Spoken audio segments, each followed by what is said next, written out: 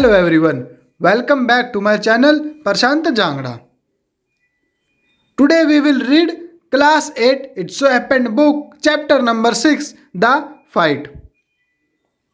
Chapter की summary को जानने के लिए वीडियो को एंड तक जरूर देखना। रणजी राजपुर में हाल ही में आया था। अभी वह उसका कोई मित्र नहीं बना था। राजपुर के चारों ओर जंगल और पहाड़ियां थी। वह अकेला ही इन स्थानों पर घूमता रहता था। वह अत्यधिक गर्मी थी। एक दिन उसे जंगल में एक तालाब मिल गया।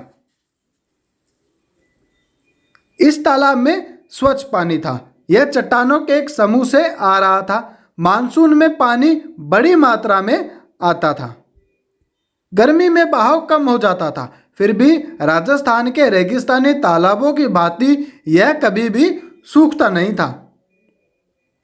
रणजी पानी में उतर गया। उसे तैरना आता था। अभी तक उसने केवल राजस्थान के रेगिस्तानी तालाबों को ही देखा था जो कीचड़ से भरे होते थे। यह तालाब कहीं अधिक अच्छा था।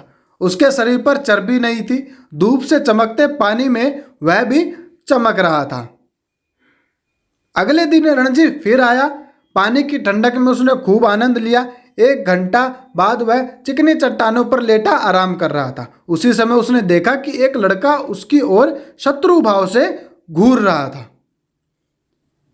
वह उम्र में रणजी से कुछ बड़ा था और उसका शरीर ताकतवर था। वह तालाब के किनारे खड़ा था। रणजी अपनी उपस्थिति का कारण बताए उसके लिए प्रतीक्षा करते हुए वह दिखाई पड़ रहा था। लड़के ने रणजी से पूछा कि वह वहां क्या कर रहा है।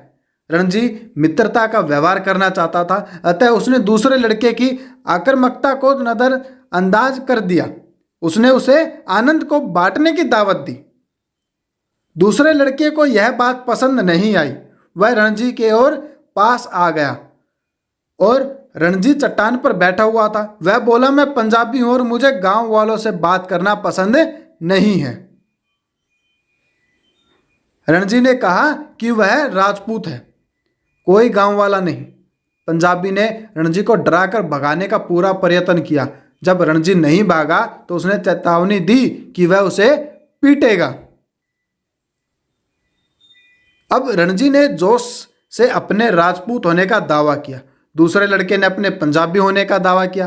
पंजाबी लड़के ने एक अजीब सी फुफकारने की आवाज की। 1 मिनट तक दोनों ने एक दूसरे की आंख में खूब घूरा। फिर पंजाबी लड़के ने अपनी पूरी शक्ति से रणजी के गाल पर एक चाटा मारा। रणजी को चक्कर आने लगा। उंगलियों के गहरे लाल निशान उसके चेहरे पर उभर आए थे। फिर रणजी ने एक जोरदार हड्डियों वाला मुक्का उसके चेहरे पर मारा। तब वे एक दूसरे की गर्दन पकड़े हुए थे। लड़ते लड़ते वे तालाब के उथले पानी में आ गए। पानी में भी वे लड़ते रहे। फिर भी 5 मिनट बाद वे दोनों थके हुए खड़े थे। एक दूसरे से थोड़ी दूरी पर खड़े होकर दोनों ने गर्व से अपने राज्यों का नाम दोहराया।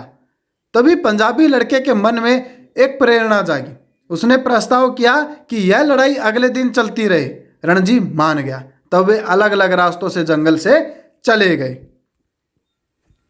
घर आकर रणजी अपनी चोटों को छिपा नहीं सका। दिन के शेष भाग में उसकी मां ने उसके घर पर रुकने की जिद की। शाम को चुपचाप घर से निकलकर बाजार में चला गया। वहां उसने कुछ लेमन और जलेबी ली।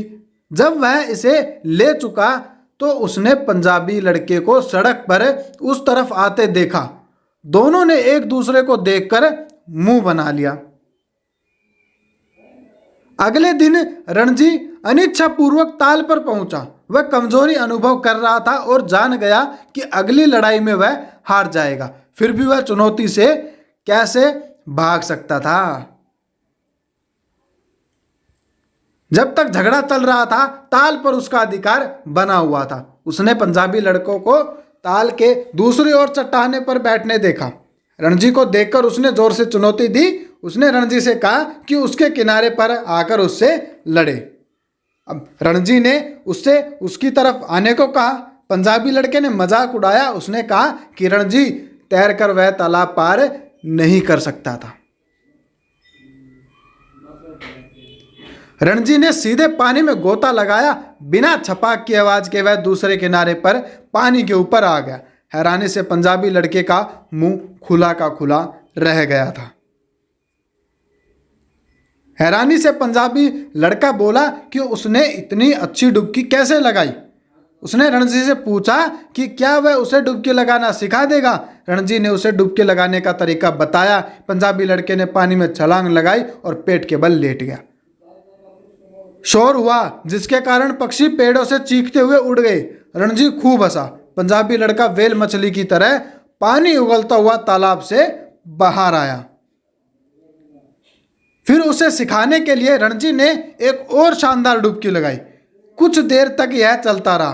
फिर पंजाबी लड़के ने कहा कि वह प्रतिदिन उसे यह सिखाएगा और रणजी मान गया। दोनों ने एक दूसरे को अपने नाम बताए। फिर पंजाबी लड़के ने रणजी से पूछा कि क्या वह शक्तिशाली नहीं था। रणजी सहमत हो गया और बोला कि सूरज तुम असली पहलवान हो। पंजाबी लड़का सूरज बोला कि वह संसार का सर्वश्रेष्ठ पहलवान बनेगा। फिर रणजी की ओर समीक्षात्मक दृष्टि से देखता हुआ वह बोला कि रणजी भी शक्तिशाली है, पर उसने कहा कि वह दुबला है। उसने उसे अपने साथ भोजन करने की दावत दी। सूरज ने एक सौदे का प्रस्ताव रखा।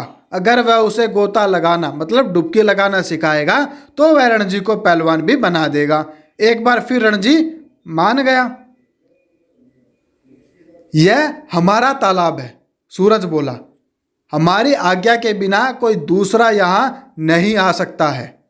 रणजी ने कहा कि अब वह आने की हिम्मत कोई नहीं करेगा क्योंकि अब वे मित्र